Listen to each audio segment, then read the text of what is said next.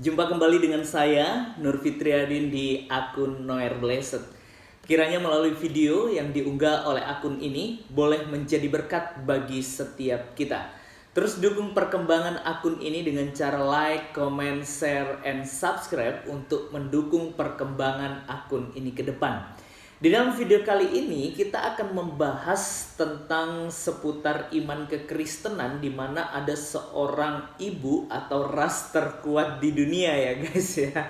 Di mana beliau menyatakan ketika beliau ini memperingati hari kematian Tuhan Yesus, dia berpikir bahwa Tuhan kok mati gitu, dan beliau sudah bertanya kepada pendeta, bahkan dosennya pendeta, dan beliau tidak mendapatkan jawaban dengan puas, intinya seperti itu ya. Tetapi ada satu hal yang menarik di dalam pembahasan kita pada kesempatan kali ini dan menimbulkan pertanyaan yang cukup mendalam, di mana ini merupakan dasar dari iman kekristenan. Benarkah Yesus Allah itu mati? Ini menarik ya. Sebelum kita jauh membahas bagian ini, mari kita simak video berikut ini. Jika saya memperingati kematian Tuhan Yesus, kok Tuhanku mati, disalib, berarti ada Tuhan pencabut nyawa dong. Saya bertanya ke sana kemari, ke pendeta, ke dosennya pendeta, tapi tidak pernah ada yang bisa memberikan jawab kepada. Baru saja kita menyaksikan pernyataan dari ras terkuat di dunia tentunya, di mana beliau menyatakan bahwa Allah yang dia sembah mungkin ya sebelum dia mualaf adalah Yesus yang mati. Nah, ini menjadi perhatian penting dalam setiap kehidupan kita. Di dalam memahami bagian ini, kita tidak boleh memahami sepenggal tentang karya penebusan Kristus di atas kayu salib. Inilah banyak orang yang memahami hanya di sisi berhenti di sisi kematian Yesus saja dan tidak memperhatikan ada kebangkitan setelah kematian. Nah, jadi kemana aja Anda Ibu? Baik, mari kita perhatikan. Ingatlah bahwa tidak ada kebangkitan tanpa kematian. Dan kematian tanpa kebangkitan, maka sia-sialah yang namanya kematian. Maka dari itu, di dalam memahami tentang karya penebusan Kristus, kita tidak hanya berhenti di kematian saja. Karena jika kita melihat di sisi kematian Yesus saja, maka iman kita menjadi sia-sia. Tetapi karena ada kebangkitan setelah kematian, itu merupakan bukti bahwa Yesus menang atas maut. Oleh sebab itu, ia tidak dikuasai maut, namun ia berkuasa atas maut.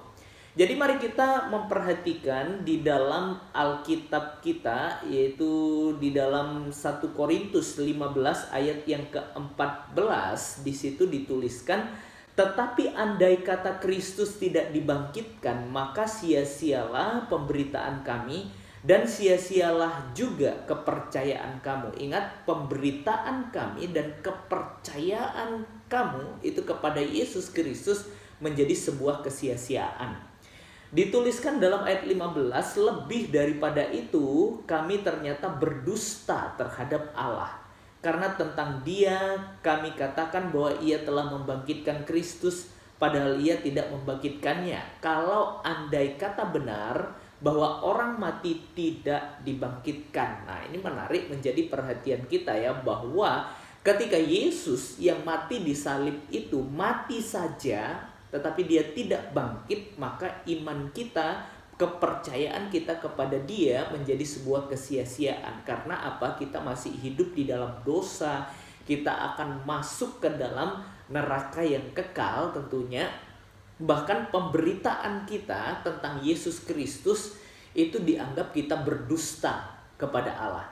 Tetapi menariknya, kalau kita memperhatikan di dalam ayat yang ke-20, di situ dicatat, tetapi yang benar ialah bahwa Kristus telah dibangkitkan dari antara orang mati sebagai yang sulung dari orang-orang yang telah meninggal. Ini berarti bahwa ketika kita memahami tentang doktrin keselamatan dalam iman kekristenan, jangan hanya berhenti di Yesus mati di atas kayu salib, tetapi pada hari yang ketiga dia bangkit. Dan juga kenaikannya ke sorga itu merupakan bukti bahwa Yesus hidup. Oleh sebab itu, teman-teman yang terkasih dalam Tuhan kita Yesus Kristus, mari kita melihat karya penebusan Kristus secara utuh, jangan sepenggal-sepenggal, dan supaya kita mengerti dengan baik dan dengan jelas. Saya yakin dan percaya ketika kita memahami tentang karya penebusan Kristus, itu tentunya menjadikan kita benar-benar percaya dan setia kepada Dia, mengikut Yesus sampai akhir hidup kita, karena iman dan kepercayaan kita, bahkan pemberitaan kita, bukan suatu yang sia-sia. Kiranya melalui video ini boleh menjadi berkat bagi setiap kita dan membukakan wawasan kita untuk berpikir benar serta hidup dalam kebenaran. Bahkan kita menjadi pengikut Kristus yang sejati, setia sampai akhir hidup kita. Tuhan Yesus memberkati.